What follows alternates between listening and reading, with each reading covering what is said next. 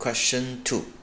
A group of students used the following method to investigate the change in the mass that takes place when the metal M combined with sulfur to form a metal sulfide.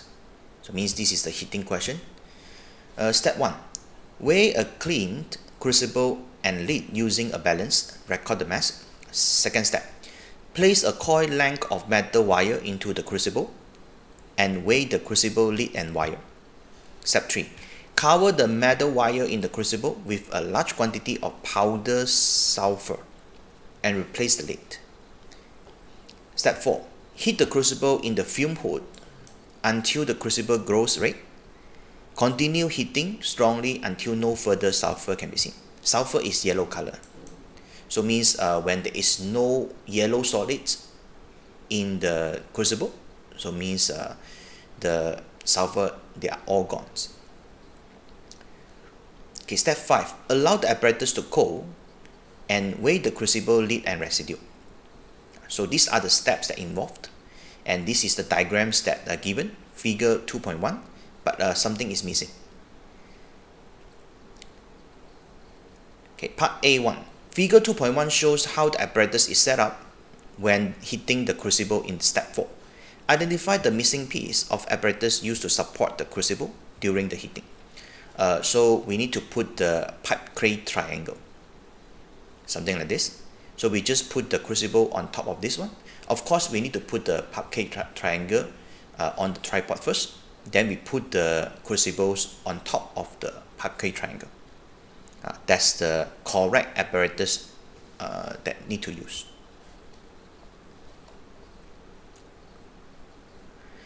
Part 2. Suggest why the student heat their crucible in the fume hood in step 4. Because during the heating, there is a reactions between the metal and the sulfur to form metal sulfide. Because the sulfur is in excess, the sulfur, most of that, it will form gas. It will form SO2. When it gets burnt, it will form the sulfur dioxide gas, which is a toxic gas. That's why this experiment need to be conducted in the fume hood. Part 3. Suggest why a large quantity of powder sulfur is used in step 3. Very easy. It's just to make sure all the metals M fully reacts with the sulfur. Okay, part B. 5 students each use a different mass of metal M, and their result shown in the table 2.1 completes the table 2.1 by inserting values for the mass of M and the mass of sulfur, which reacts for each student. Okay, so now there are a few values that are given.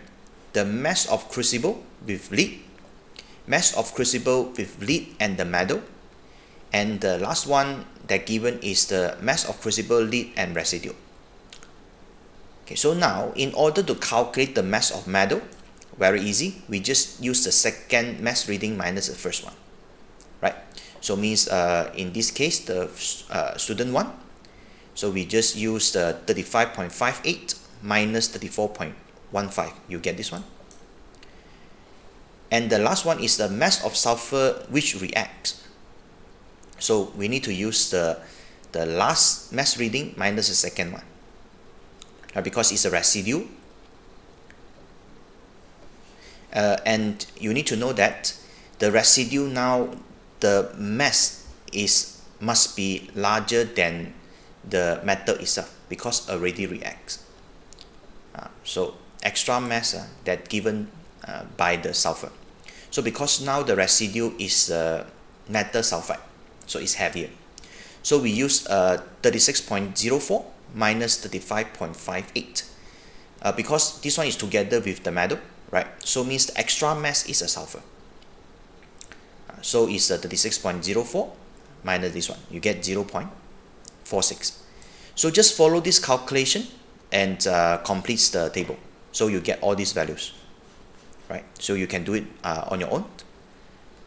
After that, part C, identify the independence variables in this experiment. Independence variable means we can change. So the the things that we can change in this experiment is always the mass. So we can use different mass of the metal. When we use different mass of metal, then the mass of sulfur that reacts will follow. So means we are quite sure now the independence variable is the mass of metal, the one that we always able to change. Part D1. Plot a graph in the figure 2.2. Show the relationship between the mass of sulfur which react with the metal. Use cross to plot each data point. Draw a straight line. This one is a very clear instruction. Straight line, it's not a curved. Which includes the origin. Must start from origin. So after you calculate here, right, use all these values and you plot it. Something like this. You should get the graph like this.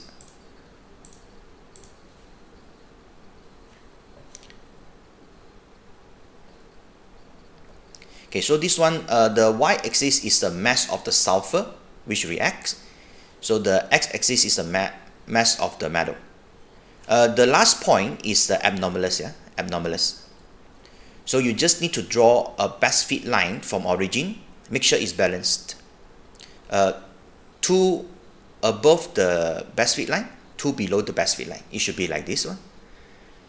And okay, so from here we know that now their relation is what? Directly proportional.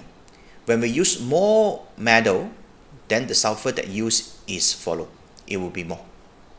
So it's directly proportional. Okay, later we'll get back to this graph.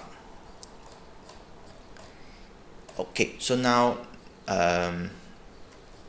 okay, let's see what is needed. Okay, circle the point on the graph you consider the most abnormalous. Suggest one reason why this abnormally may have occurred during the experiment procedure.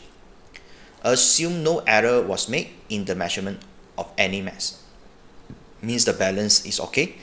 Now, let's look at this. Okay, the last point, as I told you, is abnormalous. If we use this mass, okay, let me make the graph easier to observe. If we use this mass, okay, let's say now the mass of the metal is this. Okay, so this one about 1.4 something. So the point should be here, should be somewhere here, right? But now the sulfur is more than expected. It's much larger, more sulfur than expected. Why? Because still there is some sulfur that not really removed. Some of sulfur reacts, some of the sulfur must remove as the sulfur dioxide. So means still there is some sulfur in the sample or in the crucible. Okay, that's why we have an extra mass of sulfur.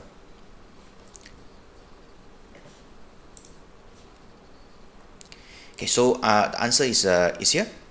Not all the sulfur has been removed in the step 4.